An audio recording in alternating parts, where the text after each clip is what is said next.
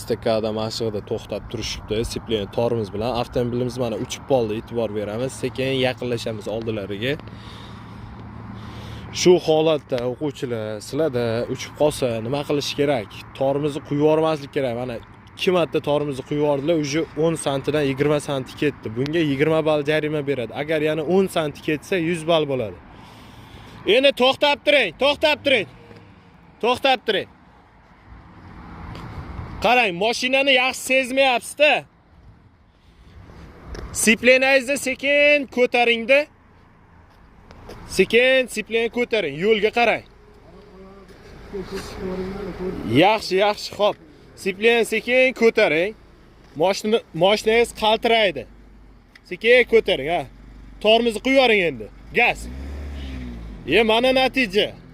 Mana natija. Mana shu holatda chiqish kerak.